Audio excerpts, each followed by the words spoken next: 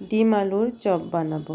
তার জন্য আমি এখন বেসনগুলো দিয়ে দিচ্ছি। এখন একটু হলুদের গুঁড়ো দিয়ে দিব, একটু জিরে গুঁড়ো দিয়ে দিব, একটু মরিচের গুঁড়ো দিয়ে দিব, একটু বেকিং পাউডার দিয়ে দিলাম।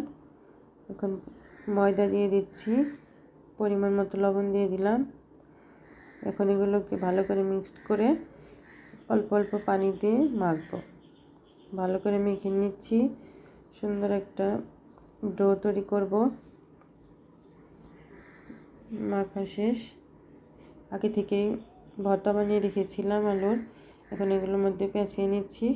এবার বানানো সবগুলো শেষ। এখন বেসনের মধ্যে চুবিয়ে ভাজবো। তেল গরম করে রেখেছি, এখন দিয়ে দিলাম।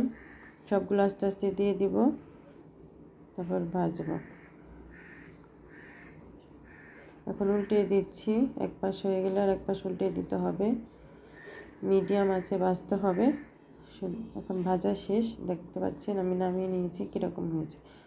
আল্লাহ হাফেজ সবাইকে।